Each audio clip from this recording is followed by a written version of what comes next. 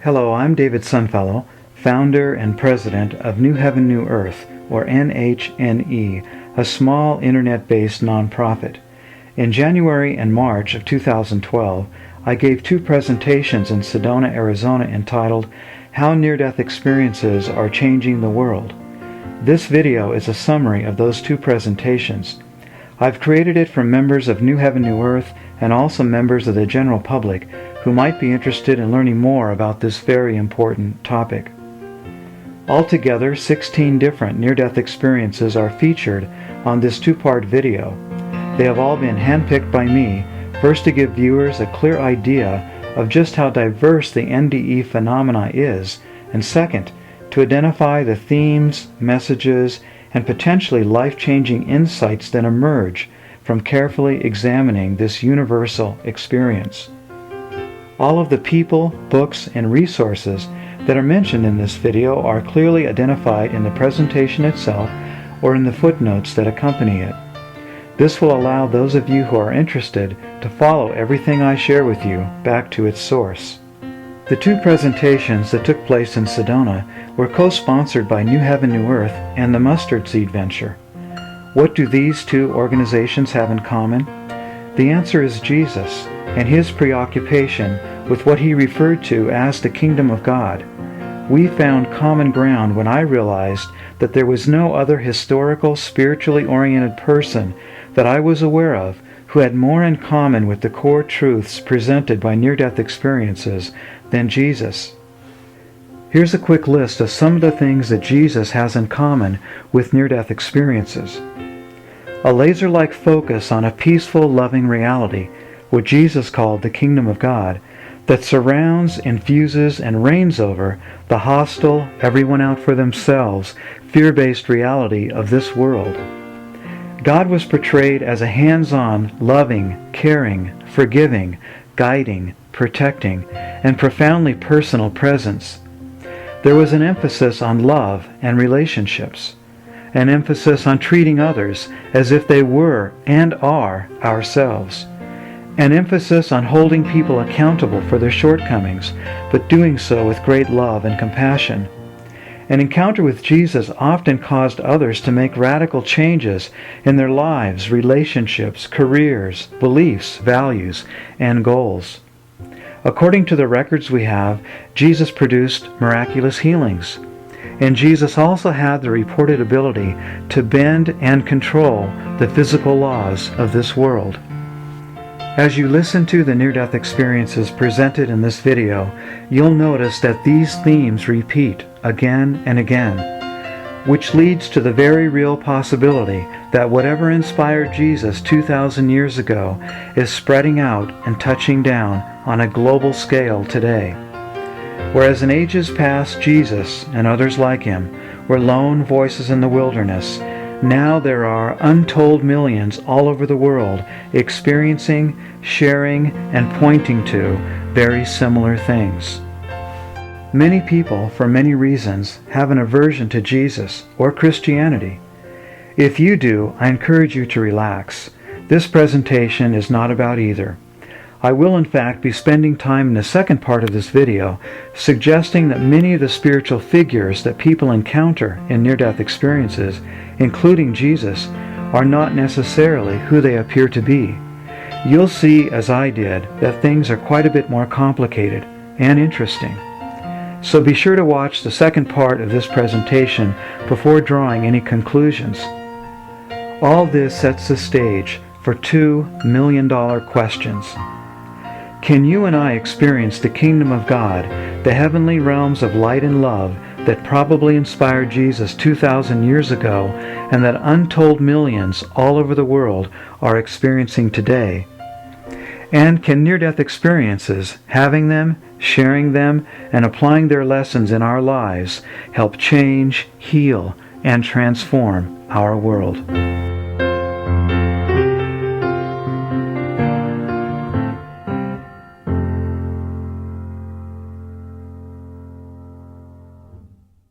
In part 1 of this presentation, we're going to look at the history of near-death experiences, learn about their common characteristics, and hear firsthand several remarkable stories. While near-death experiences are increasingly common today, there are also records of these experiences in history. The oldest story we have comes to us from Plato's Republic. In the last chapter of his famous book, Plato recounts a story from Socrates of an ordinary soldier named Ur. Ur is killed in battle, and 12 days later, just before his body is burned, he returns to life with an amazing tale. Ur reports that his soul left his body and he went on a journey. Among other things, Ur encounters judges who separate those who live good lives from those who live selfish ones. Noble souls are sent to heavenly realms, while evil souls are sent to hellish ones. Ur also learned about reincarnation, discovered that souls are eternal, was shown how memories of the higher realms are erased when we come to earth. He was instructed on how to make good choices before returning to earth, and finally, Ur was told that it was his mission to return and tell others about what he'd learned. Although this story was recorded 2,400 years ago, many of the same themes appear in modern near-death experiences. What I think is especially worth noting about Ur's story is that it was clothed in the gods, goddesses, and sirens of his day in mythology. This is an important theme that is repeated again and again all over the world, past and present. While the core messages of near-death experiences are very similar, the visions that deliver these messages vary widely. Our next historical NDE is not a story per se, but a painting. It was produced by a Dutch artist who lived from 1480 until 1516. While no one knows the story behind his painting, which is called The Ascent into the Highest Heaven, it clearly depicts many of the key features associated with near-death experiences, including a brilliant white light, a tunnel, angels, and souls being drawn to the light. An admiral in the Royal Navy provides our next NDE. In the 1800s, after almost drowning, Admiral Beaufort was shown the effects his death would have on his father. Beaufort also described a classic life review. He wrote, "The whole period of my existence seemed to be placed before me in a kind of panoramic review, and each of it seemed to be accompanied by a consciousness of right or wrong, or by some reflection on its cause or consequences. Indeed, many trifling events which had been forgotten then crowded into my imagination." The last historical NDE I want to share with you is not actually a near-death experience at all. Instead, it is what has come to be called a near-death-like experience. People who have these kind of experiences report the same kind of events that occur in classic NDEs. They also report the same kind of life-changing after effects. The only difference is they do not die. Black Elk was a Lakota medicine man. While participating in a ghost dance at Wounded Knee, South Dakota in 1890, he describes leaving his body and visiting a heavenly land where his ancestors were said to live after their earthly lives came to an end. Here's what Black Elk said he saw. "I could see a beautiful land where many people were camping in a great circle. I could see that they were happy and had plenty. Everywhere there were drying racks full of meat. The air was clear and beautiful with a living light that was everywhere. All around the circle, feeding on the green grass, were fat and happy horses, and animals of all kinds were scattered all over the green hills, and singing hunters were returning with their meat. I floated over the teepees and began to come down feet first at the center of the hoop, where I could see a beautiful tree all green and full of flowers. When I touched the ground, 2 men were coming toward me, and they wore holy shirts. They came to me and said, 'It is not time yet to see your father, who is happy. You have work to do. We will give you something that you shall carry back to your people, and with it they shall come to see their loved ones.' They told me to return at once, and then I was out in the air again, floating fast as before. Then I fell back into my body." Here again we find classic near-death experience themes. Black Elk visits a heavenly realm where heavenly messengers tell him he must return to earth and share what he has seen. Like the near-death experience that Ur reported, we can also see how Black Elk's experience is clothed in the imagery of his time and culture. To learn more about the 4 historical NDEs I've shared here and others like them, you can visit NHNE Pulse. The link to this historical page is located here and in the footnotes below. Now that we spent a little time exploring historical NDEs, it's time to look at contemporary ones. Today's near-death experience movement began in 1943 when a 20-year-old Army private named George Ritchie died of pneumonia. While Ritchie didn't know it at the time, his near-death experience would eventually become the spark that ignited today's movement.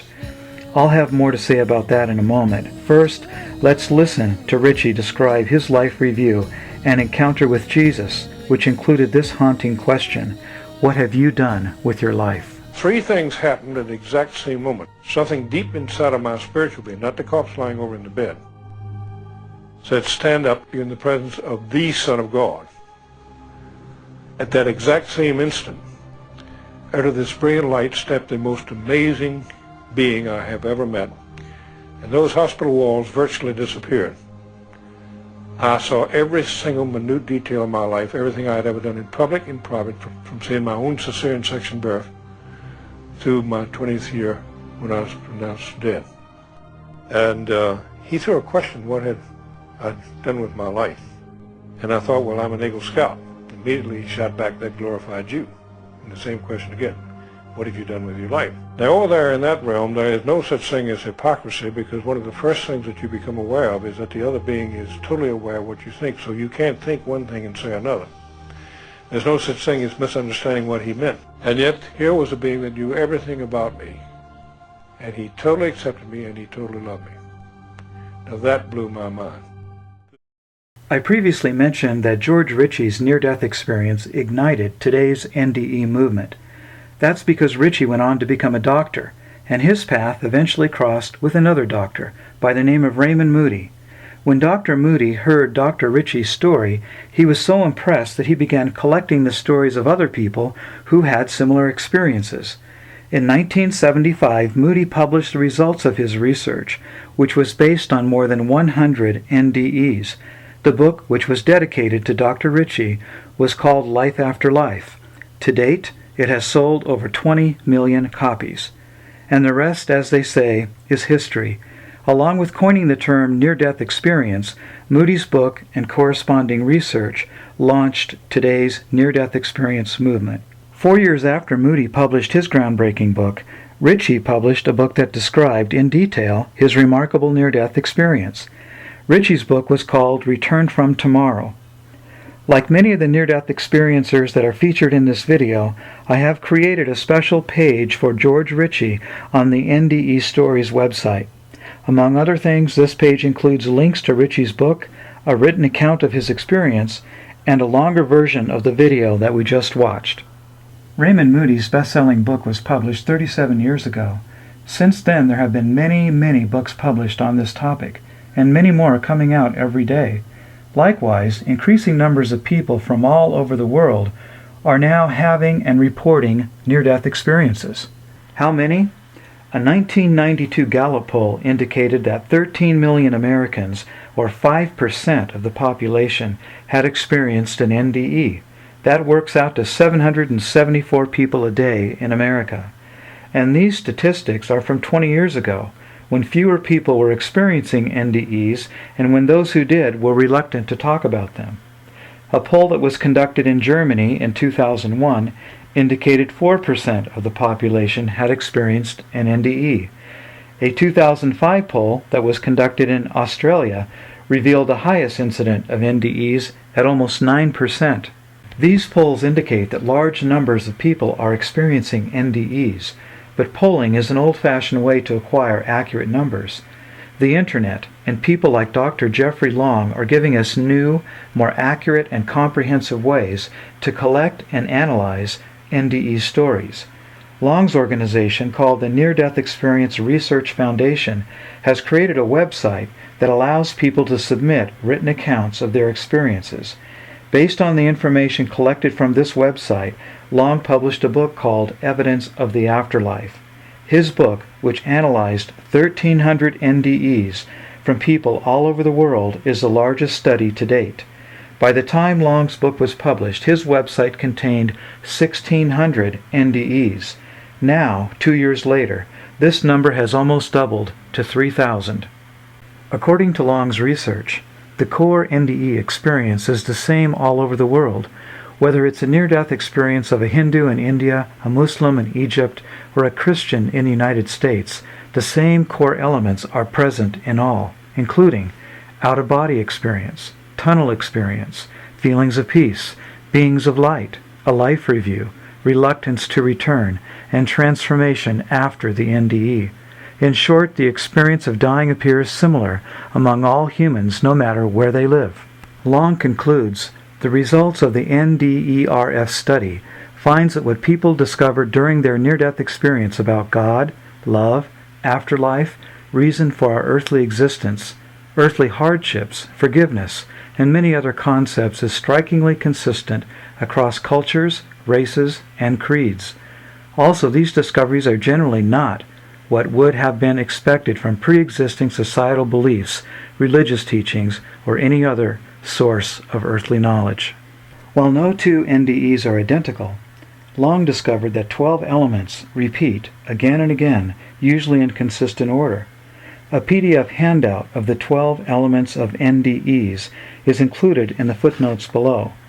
You can download this list and follow along with me as I summarize them now. Listed in the order of their occurrence, here are the 12 elements of NDEs that Dr. Long identified. 75% of the people in Long's study reported having an out-of-body experience. 74% heightened senses. 76% intense and generally positive emotions or feelings. 33% passing into or through a tunnel. 64% encountering a mystical or brilliant light. 57% encountering other beings, either mystical beings or deceased friends and relatives. 60% a sense of alteration of time and space. 22% a life review. 40% encountering unworldly heavenly realms. 56% encountering or learning special knowledge. 31% encountering a boundary or barrier. And finally, 58% return to the body, either voluntary or involuntary. Now that we've learned about the history of NDEs, know that they are being reported with increasing frequency by people all over the world, and also know a little bit about the main elements that consistently occur during these experiences. Let's listen as several people share their stories.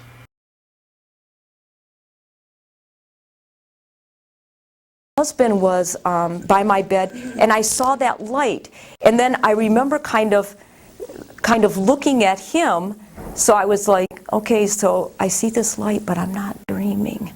And so then all of a sudden I closed my eyes, and I was thinking, is that the tunnel that the cancer patients used to tell me about? Because it is not impressive. Like, it was so small. And then all of a sudden, it came larger, and I folded into it. And I was in it. And it's a warm, incredibly warm, loving feeling, and you're not afraid. And I was moving through it, but I wasn't being sucked, but it was just like I was moving through the tunnel. I don't remember my whole body being part of it, nor do I remember really caring. Like, I felt totally me, but I don't remember paying special attention, like, is my body going with me? Do I have eyes? Are my ears? I just remember going through it. And then I came out into this room, and the room was magnificent, and I don't even know what else to tell you. It was, I shouldn't even say it was a room, because I didn't see any walls, and nor did I see any limitations, but I had the sense it was a room, and it was a very brilliant color. There's not an earth color to say what it is. I don't even know. I call it pink because it had a hint of a soft, because if you think of brilliant, you think of harsh, but this room was not harsh. It was soft, and mostly it was so accepting and loving. And I remember then that something holds me. I don't remember how I got there, but something is holding me, because I can feel it physically around me. And it says, Mary Jo, you cannot stay. And I say, why? Or first I was upset. I said, what? And it said, you cannot stay. And then I said, why? And this voice that I don't see his face, I can't tell you what it looks like because I have no idea. It says to me, you can't stay because you have more to do. And I said, oh, more to do? And he goes, yes, you haven't given enough. And I said, I haven't given enough. And I started talking about every human acolyte I could think. I started saying, you know, I work at that cancer center. I only get paid $600 a month. I'm on 24/7 call. There's nobody that can't call me in the middle of the night, and I actually answer the phone and talk to him. Everything possible that I could brag about on a tombstone, I talked to this God about. And then God says, well, let me ask you one question. And then it says, have you ever loved any person the way you've been loved in this short time here? And I said, no, it's impossible. I'm just a human. And it kind of chuckled. It wasn't human, but it was able to relate to me in a very human way that made me feel loved. And it wasn't laughing at me, but it was a chuckle, like it had a playful edge, and it said, you can do better. And then I remember waking up, and Ron was crying, and he's got this form of what they give you when you're going to have surgery. And he's like, Mary, you know, we got to go over this form. I need to know that you know what I'm saying. And then Ron goes, Mary, listen, you know, you could die. You're really sick, and they're going to have to do surgery on you. And I said, you know what? I'm not going to die, because I just talked to God and He won't let me. Were you a skeptic before this about yes. this? You were? Yes, I was working with cancer patients prior to this happening. I was getting ready to move to Houston. I was probably at the lowest point in any faith. I had seen terrible things in that cancer center, people dying, and when I would go in and they would tell me they saw things, I would respond. I would just sit there, and they would say, can you see them? And I'd say, no, I can't see them. Then I would leave the room and tell the resident, you better check their morphine. Those patients that you were there with who said they too had now seen heaven or God or the tunnel, and you turned your back on them. Well, I was present with them, but the sense I turned my back is when I would leave the room, I would tell the resident, I think you better get a morphine level on them, because I think they're hallucinating. So you thought there's other stories from people where they thought they'd gone to heaven, that they're just hallucinating? Had I seen them now, those patients who were telling me they were seeing angels, I would have embraced that and said, really? Let's talk about it. Tell me. Because they were telling me what God looked like as they were going. What do you say to people that are still doubters about this? I say that you relieve my guilt that I have. In a way, I embrace the doubters, because I feel a lot of guilt about how I used to look at it. And somehow, when people doubt the story, I can say, see, they're in medicine too, and they doubted, and that's why I was the way I was.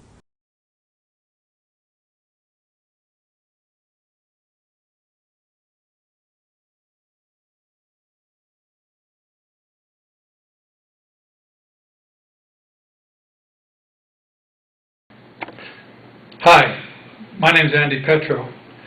I want to talk to you today about an experience that I had a few days before graduation.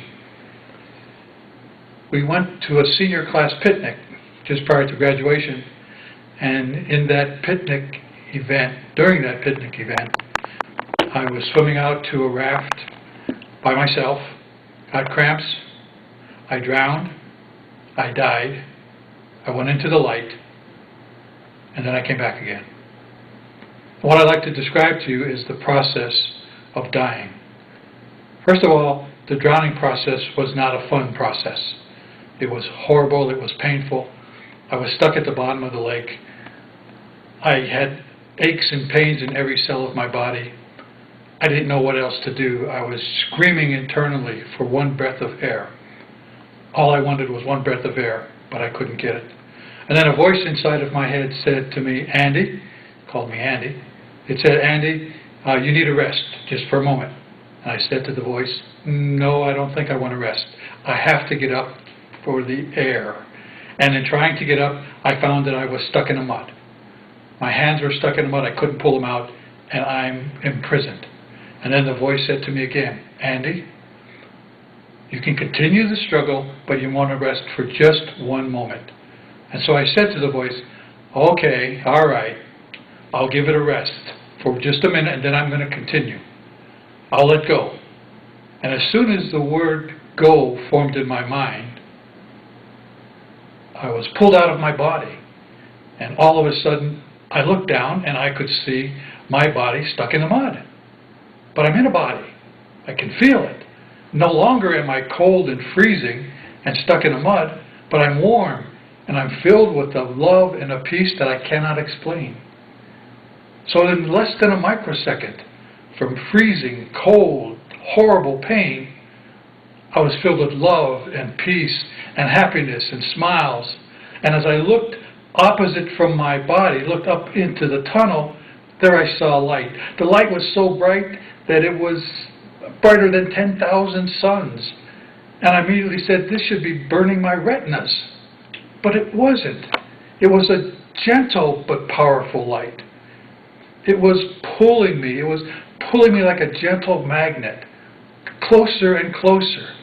And the closer I got, the more I was filled with an ecstasy, with a love, with an unconditional love of me as Andy. And as I got closer to the light, all of a sudden, I popped into a giant sphere. It was about the size of a basketball coliseum. And I was suspended in the middle of this sphere. And all around me, at all parts of the sphere, up, down, sideways, left, right, all over, were miniature motion pictures of my lives and what was going on. And I could see, I could touch, I could feel, I could sense every emotion that was taking place in all of those lifetimes. And when I would concentrate on one, I would immediately be there. I would be reliving what I had lived. And I would remember the reliving. And then I would think about another area, and then I'd pop into another movie. And I would do this for some period of time, but you have to understand that when you're in the eternal now, time doesn't make any sense. So it isn't time like yesterday, today, and tomorrow. It's happening all the time, all at once. And I was there for an extended period using earth terms. And then, all of a sudden, I popped out of the sphere, and now I'm in front of the light. And the light is so warm and so glowing and so forgiving. And the light had no judgment. There was no condemnation. There was no blaming, no shame. There was nothing but love and acceptance. And the light was viewing me. The light knew everything that I ever thought, did, or will do. It knew everything. And the light welcomed me. And the light said, Andy, don't be afraid. And I was impressed. I mean, the light knew me and called me by my name. Called me Andy. Oh, that's pretty good. And then the light said, Andy, I love you. And then the light said, Andy, we love you. Now when the light said, Andy, we love you, I looked in back of the light. And the light was a huge, giant form that I've never seen on earth and that I cannot describe. But I recognize it, and I can see it right now in my mind's eye. And as the light said to me, Andy, we love you, in back of the light were billions and billions and billions of other lights. And all of them knew me. And they all said in a giant chorus, welcome home, Andy. And I said out loud, I'm home. At last I'm home. And the light welcomed me. The light absorbed me into the light. So I was part of the light. And once I was in the light, I knew everything the light knew. I knew all about the universe. I knew everything. About flowers, about plants, about asteroids, about suns, about novas, everything. I didn't have a question for the light. Why? Because I know all the answers. I had nothing to ask. And we laughed and we played, and by the way, the light has a fantastic sense of humor. We would view some of the really silly things that I did in my lifetime, and we'd be laughing at how serious I took them. Because life down here is an illusion. It's a game. Don't take it so serious. The life has a wonderful sense of humor. And we're laughing and we're talking, we're just having a great time, and then the light says to me, Andy, you have to go back. Now, I'm not going back. I said to the light, I don't think so. I'm home. I'm staying. And then the light said to me for the second time, Andy, you're going back. And I said, no, you don't understand. I don't want to go back into that body. I don't want to go back on earth. I'm home here in the light. And then the light said for the third time, Andy, you're going back. And as soon as I heard the K from the back, I was pushed back into my body, filled with pain and anxiety. And during all of that process, I was now on the beach, and my friends were pushing the water out of my lungs, and I was coughing the water out, and I was completely conscious. And I was crying. And all of my classmates thought I was crying from the pain of drowning. But I was crying because I was no longer in the light. I was back in my body. I was back on earth. I wanted to be in the light. During this entire episode, from the moment I start sinking into the water and the mud, up until the moment I was coughing water out of my lungs on the beach, I never lost consciousness. I was aware of every microsecond of that time.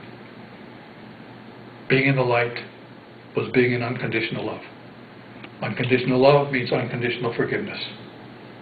Unconditional forgiveness causes you to smile forever. That's the story, folks. That's what it feels like to die and come back again. Thanks for listening.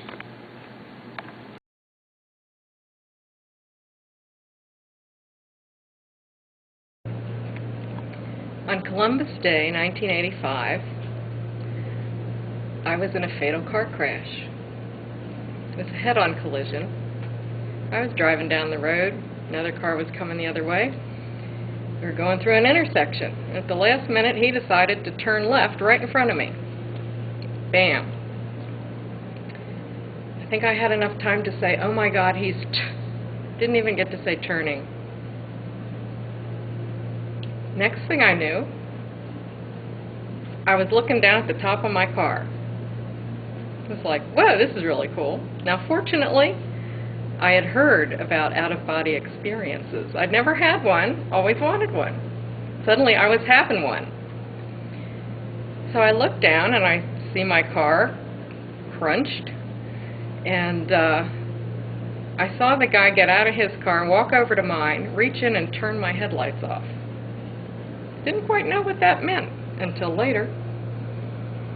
And I suddenly lost interest in what was going on down there because I saw this white light over here, which I had heard about, fortunately, and I said, whoa, there's the white light, I'm going. And there was this tunnel. It seemed very dark, but there was this great light at the end. And I really wanted to find out what was at the other side. And there was this feeling that was coming through this tunnel of love. And I just sort of thought, I want to go through that. And the next thing, I was through it. And I was in this place, but it wasn't a place like here. It was an environment, an atmosphere. And it was love. It was amazing. It was total bliss, total joy, total love, total acceptance, total everything is fine and always will be and always has been. If felt like home.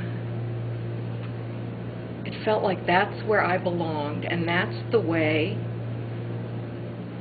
it's supposed to feel all the time. But, of course, that's not the way it feels here. So I sort of looked around, and I think I needed to have a concept of place, so suddenly it sort of seemed like a place again. And I looked over to the right, and I saw all these relatives of mine who had died before, and they were waving and smiling, and I smiled and waved, but I didn't feel like I was supposed to go over and talk to them, because that's sort of not why I was there. But it was good to see them, and they were all doing great. And I could just feel that. And the next thing I knew, I was standing in the middle of a circle of these 12-foot beings of light.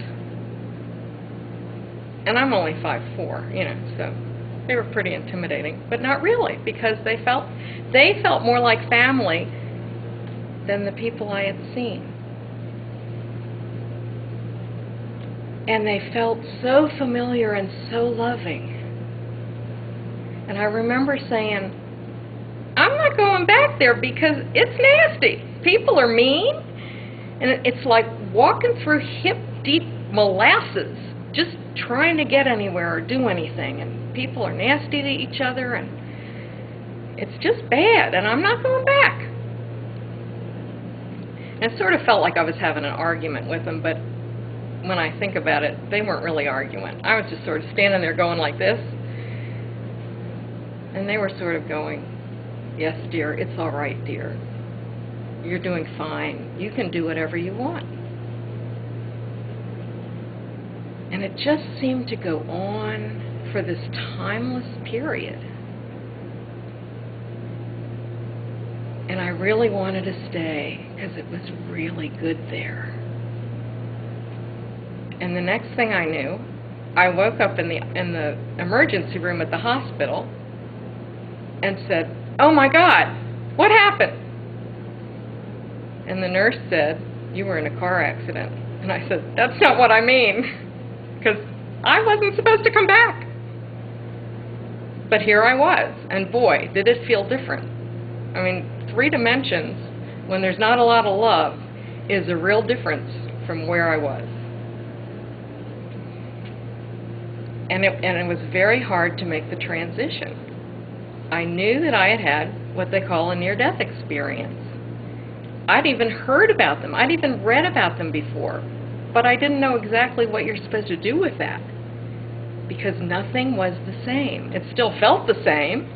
It still felt like here I am in the world, and people are still mean to each other. And it's not that love energy that was there that felt like the heart of God. It felt like going back and standing in the middle of the heart of God. And suddenly it felt like I wasn't there anymore. And here I was. I felt like I had been tossed like a stone. So they say it takes about 15 years to incorporate one of these experiences, and I think that's true, because my understanding of it changed over time. And here it is 2007, so it's been over 20 years. And here are some of the things I've learned from this.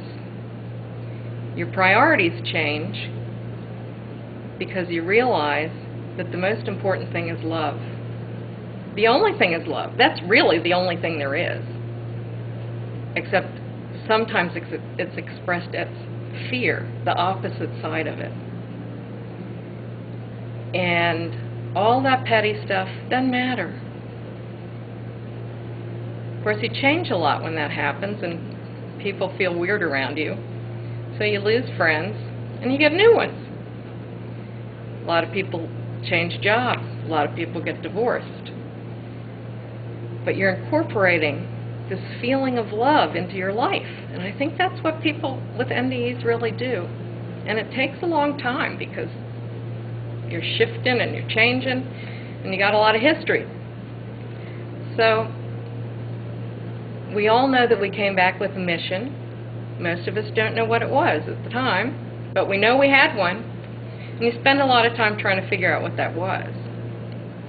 And at different times since then, I've come up with ideas of what my mission was. But now I think my mission, and everybody's mission, is to be here in 3 dimensions, in this time and this space, and to hold the energy of the light of God. Just hold it. We don't have to do anything. Just hold that energy. And as we hold it, we help other people around us find that energy and feel that energy. Humanity is changing, humanity is evolving, and this is the time. And all you have to remember is there is nothing out there to fear. You are a divine, powerful being. We all are. We're all part of God. We're all part of love. That's who we are. We are the heart of God. And we're here to bring that to planet Earth, to create heaven on Earth. And we can do it in love. That's why we're here.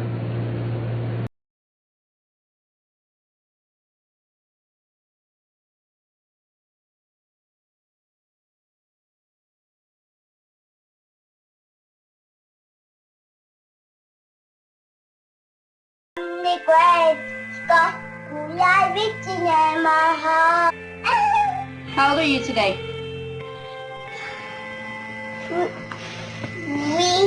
And what is your name? And where do you live? In Nebraska. Who's your mommy? Sonia. Who's your daddy? Daddy Popo. Who's your sister? Cassie. That was 8 years ago. Looking at Colton now, you would have never guessed that he almost died in 2003. His father, Todd, tells about Colton's near-death experience in the book, Heaven is for Real. And he started throwing up into the toilet, and at first we're like, okay, he's got the stomach flu, because the doctor said it was going around. Colton's condition only got worse as days passed. His doctor discovered his appendix had burst, and infection was spreading in his body. Time was running out. And we knew we were in bad shape when they said, well, you need to come out to the hallway. They separated us from everyone else, and then someone came to us and started talking to us that we got to have surgery on your kid. It was tough. Seeing your boy be lifeless when he was a very vibrant child. And it was at that moment that we were looking at each other. I remember my wife holding Colton in that hallway, just us. He's not even moving. We went to the surgery prep area, and I remember them hauling him away and him just yelling at me, Daddy, don't let him take me. Daddy, don't let him take me. And I went back to the pre-op room where we had left some stuff, and I was finally alone, shut the door, and I just broke down and I was mad at God. I just frustrated, fed up. And I remember telling him, I said, God, after all I've done for you, and now you're going to take my kid? This is how you treat your pastors? And I was calling our prayer chain. I was calling anybody that would be on the other line to get Colton on the prayer chain because it was bad. We were there in the waiting room for an hour and a half, maybe. Then I remember the nurse coming out. Is Colton's daddy out here? I'm like, yeah, well, Colton's in recovery and he's screaming for you. And I'm sitting there with him. And I remember my son in that room then looking up at me and goes, Dad, do you know I almost died? And my first thought was, maybe overheard the nurse say that, or maybe they thought he was under anesthesia, and he wasn't. But it wasn't till 4 months after we got out of the hospital that we finally listened to our son. And that's where I got to see heaven. No, Jesus and some angels came and flew me up to heaven. And I said, so Colton, what did Jesus look like? I knew that the first person I saw was Jesus. He was wearing white robes with a purple sash, and he just came down nicely and gracefully. Well, Dad, Jesus has markers. Dad, Jesus has markers. I didn't know what he meant, so I finally asked the right question. Colton, where are Jesus' markers? He drops his toys down, and he stands up, and he just points, Dad, they were right here. He takes his fingers, points to the palms, then he bends over and touches the tops of his feet and looks up to me. That's where Jesus' markers were, Dad. When I was in the throne room of God to start with, so I got to see what that looked like. I was upset because I didn't know what was happening. What God did is he used people or things that I liked to calm me down. From there on, I felt better. And one day we're traveling together, and he looks up at me and, Dad, you used to have a grandpa named Pop, didn't you?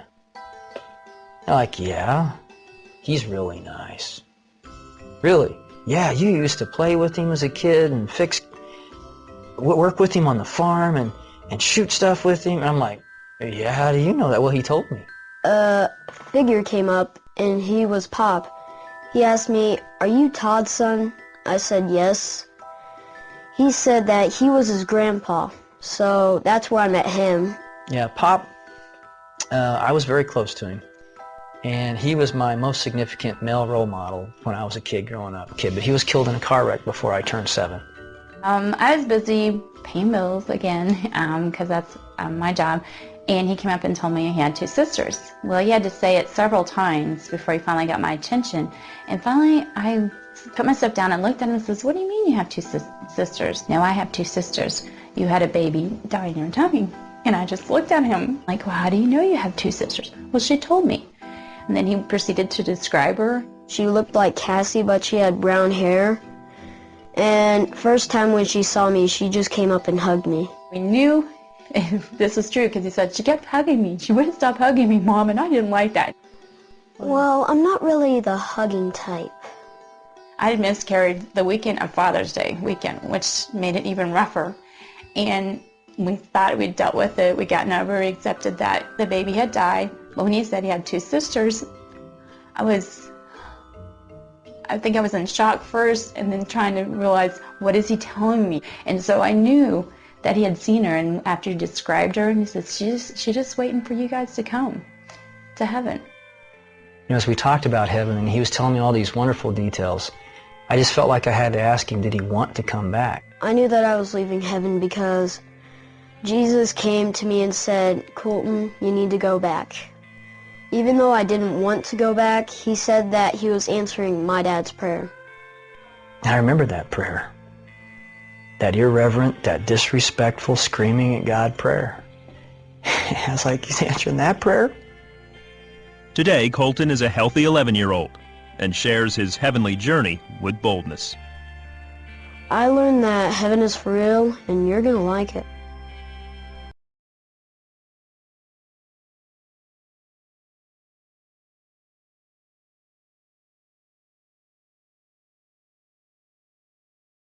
While all the near-death experiences featured in this presentation are unique and special, there are 2 things that make Howard Storm's NDE especially interesting. First, before Storm died, he describes himself as a prideful, arrogant atheist. He didn't believe in God, didn't believe in life after death, and thought that anyone who did was crazy. His experience completely changed these views and his life. Second, Storm's near-death experience began as a distressing or hellish one. The best numbers we have today indicate as many as 1 in 5 people may have these kind of NDEs. While our understanding is still limited as to why some people have these disturbing experiences and what can be done to change, transform, and/or avoid them, the turning point in Storm's experience is echoed in many others.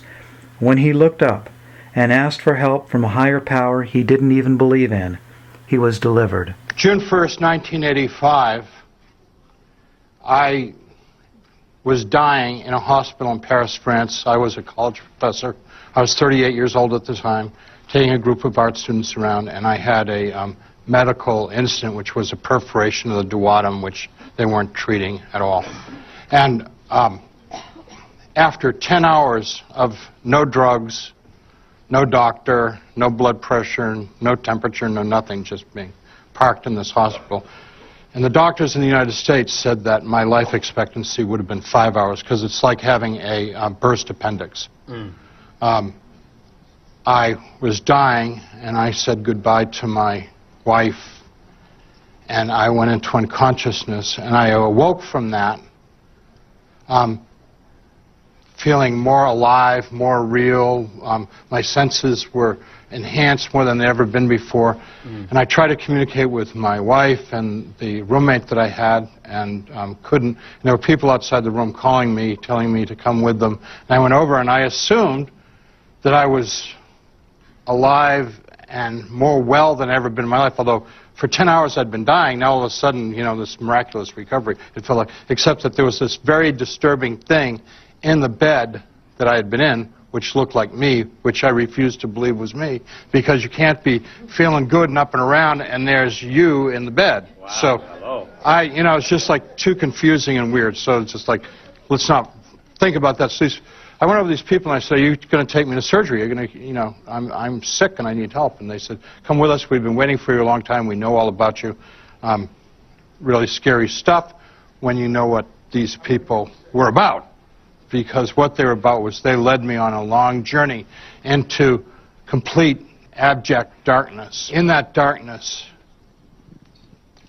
they began to push and pull and fight with me. And they wanted to take me deeper and deeper into that darkness. And I was resisting going any further with them. Yes. And they played with me because what they were doing was introducing me to the world of the outer darkness of the weeping and gnashing of teeth. And this was just the beginning of it. Hell is extensive, and it has exquisite torments that go on and on beyond any human imagination. This wasn't even the front porch. I hadn't even gotten on the front porch yet. This is just the beginning.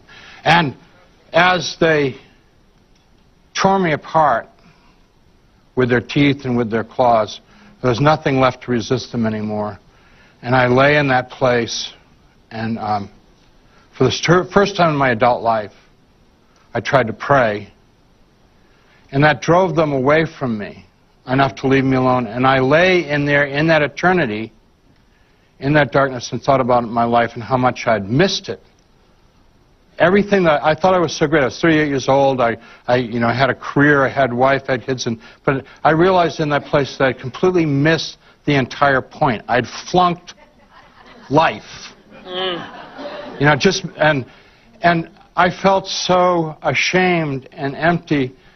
And as I lay in that place of self-pity and what's going to happen to me, because I thought that eventually they're going to take me back and further process me into that place of complete hopelessness and despair and horror, that I recalled what I had heard in a Sunday school class when I was a little boy, and that was, if you'll allow me, Jesus loves me, this I know. And more importantly than the words was, I knew that when I was a little boy, I had actually believed that there was this cool dude, this neat guy named Jesus who cared about me. And I yelled out to him with no idea whether he was real or not, or whether he could hear me, and I'm just not going to go down that place. Jesus, please save me. And he came to me, and he touched me, and all of my wounds and all of the gore and horror disappeared. And he picked me up and held me to him. And Jesus. I cannot begin to describe the love that I felt from him. But I do want to add one thing, one little comment. In addition to a love that's beyond words or explanation, I knew that Jesus really, really liked me. And you know what? He likes you. Can you believe it? Jesus likes everyone out there. You know, he made us. Yes. You know, the whole world was made through him. Yes. And, you know, the reason why we are shaped the way we are, the reason why we think the way we are, is because he made us, and he wants us to be successful. And success means that doing the best that we possibly can in the circumstances that we're in this world, to love God with all our heart, mind, soul, and strength, and love our neighbor as ourselves, to know him and to love him in this world, and to join him when we leave this little tiny preview of coming attractions so that we can go to the main event. Wow. And the main event goes on and gets better and better and better and better and better. Wow. Wow. Wow. God, I hope people will take this in the spirit that it's meant. God wants no one to go to hell. God wants everyone to be successful. God wants everybody to come to heaven. But people, when they reject God, when they reject the Son of God, when they reject the love of God, when they reject the message of God, they are saying, I don't want what you've got, and I don't want to be there. And God never coerces anyone into anything. Yeah. God's love is an invitation, but not, doesn't force it. Before this happened, you're 38 years old when this happened, right? What was your attitude towards God, heaven, and hell 6 months before this happened? When I was a kid, I had rejected my faith. This is back in the 60s and stuff, and I'd rejected all that. I went into a church, and God and I had it out, and I walked out of there, you know, saying, I'm never going to have anything with you again. Like, I don't believe in you. So like so many of the viewers tonight, and I think maybe a majority of the people in this country, and I hope that I'm wrong, I was my own God. Yeah. I didn't have a God. I had a God, and my God was me. Yeah. I decided what was right and wrong and what was true and not like that. That's right. It's the most pathetic God you could possibly have. Yeah. You may as well have a toad for God. But, toad, you said. But yeah, really? I believed in myself, and that's all I believed in. And I was out for what I could get. I didn't believe that there was life after death. I thought anyone that believed in life after death and anything like that was like loco, you know, no way you could. Right. That science had all the answers. I was a university professor. I was a department head at a university and stuff like that. I mean, I was full of pride, full of arrogance, and it's a prescription for disaster. What happened, and how has that experience affected your life? Jesus took me out of there. He did a life review and went over my whole life, and then he answered every question that I had, everything that I could think of. And then ultimately he gave me the word that I didn't want to hear. I had to come back, and he and I had a big discussion, because I wanted to go to heaven, and he wanted me to come back and try and have a life, get a life, you know. And so I came back, and after the experience, one of the things that I, of course, wondered about was how real was it. And I realized every day for months afterwards, the angels and occasionally Jesus came back and visited me while I was conscious, while I was awake, in the hospital, trying to build me up. And they have been my constant companions ever since. I do want to say that Jesus is the best friend that I've ever had. He is my Lord, He is my King, He is my Savior, He's the Son of God, but He's my best friend! And I love Him. And He loves me. A common theme that repeats in Howard Storm's near-death experience is that experiencers are often confronted with information that shakes and challenges their views of life in the universe.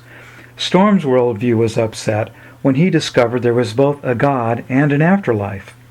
Later he learned that we are not alone in the universe. Instead, the universe is full of other worlds and other dimensions that are also full of inhabited worlds. Storm was also shown how each person is escorted toward heaven according to his or her life, culture, and spiritual level. Storm discusses all of this and more in his book, My Descent into Death. Finally, here is Howard Storm describing the future of the world as it was shown to him. The world that they showed me in the near future, in a couple hundred years from now, is a world that is difficult for me to understand or accept. There was what I saw was no visible signs of technology. If there was technology, they hid it from me, or it was so subtle that I couldn't even see it. You know, maybe that's the case, but I assumed that, like, in the future, it would be a world of, like, high technology, and they showed me a world of not low technology, of no technology, where people's relationship with God, with the creation, and with one another was so intense that human beings controlled the weather of the planet. Not just for the welfare of human beings, but for the welfare of the entire planet. Everybody in the world was telepathically connected to everybody else in the whole world.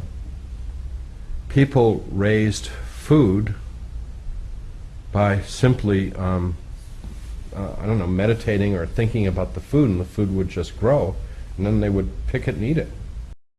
I mean, it was, you know, not instantaneous, but it just happened before your eyes. I mean, a cabbage would grow from a seed to a full-blown cabbage in a matter of a few minutes. People lived in small communities. People could move from community to community freely if they wanted to. Most people didn't move around very much. Some communities put an emphasis on music, some communities put an emphasis on science, some communities put an emphasis on celebration,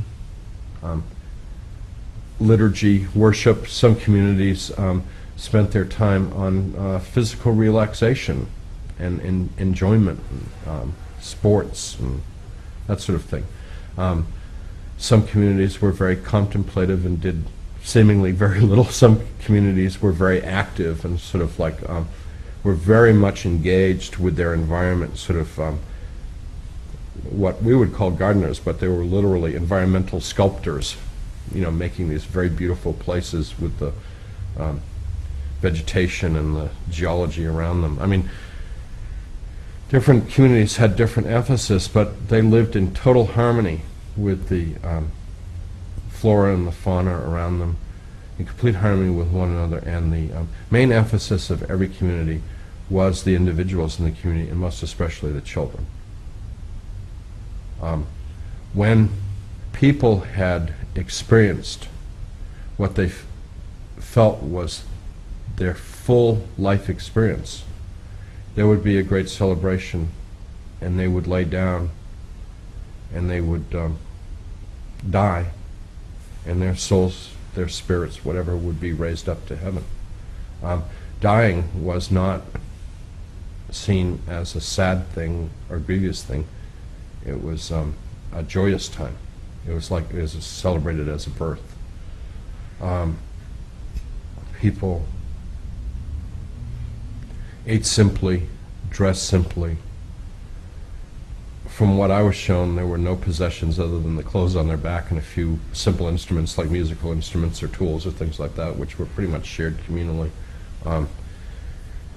It was a world that's very difficult for me to make any sense of, because it's like, you know, there was great happiness, there was very little suffering, there was no disease because people could, with laying on of hands, people could heal diseases immediately. The only real suffering that they showed me was sometimes people felt a sense of separateness, and the community would allow these people to feel that, but they would pray for that person. They would surround that person with love and bring that person back into the community. So it was possible for people to move a little bit away from the spirit of the community, but they were brought back into the community. No one was left. No one was ever lost for very long. But it was important sometimes for people to feel, you know, to appreciate what they had. They needed to, you know, lose a little bit of it once in a while. The Spirit of Christ lived in every heart, fully and completely.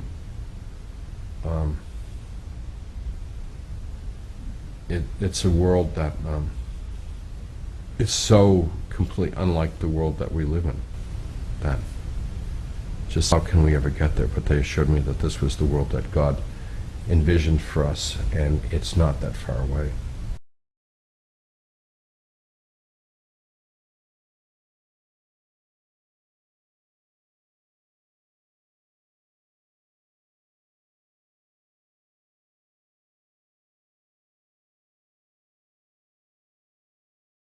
You've talked about twice having a near-death experience. Does it mean you don't fear it anymore? I don't fear it. Because when I was on the other side, like in the tunnel, and was with Mike, it was so beautiful and warm. And the light was so welcoming. And I held on to him, and he said, "You have to go back. You have things to do, and I'll be here. And this was so long ago, when I came out of 7 minutes of not breathing and no heartbeat and pronounced dead. It's still something I don't like to talk about much because it was very painful. I wanted to stay with Mike. Adjusting to life again was like learning to walk all over. But then I started appreciating sounds, colors, music. And I thought, my God, I've taken all this for granted. And it's so incredibly beautiful. And it made me cry. And I thought, thank you, God. Elizabeth Taylor is not the only celebrity who publicly discussed having a near-death experience. Here are a few others. To learn more, visit the link at the bottom of this page. This concludes part 1 of my 2-part presentation on how near-death experiences are changing the world. In part 2, we'll hear 5 more remarkable stories, discuss the nature of reality, miracles, and spontaneous healings, explore how and why the core themes of NDEs come in so many different flavors, review Dr. Jeffrey Long's list of NDE after effects, listen to Raymond Moody talk about his new research involving shared death experiences, and hone in on 2 NDE takeaways that have the potential to change our lives. Part 2 also includes a list of websites and resources for people who have had a near-death experience and need help understanding and integrating it. Links to social networks where you can gather with others who are seeking to learn more about this subject, and finally, information about the follow-up classes that are connected to this presentation. I hope you'll join me for part 2.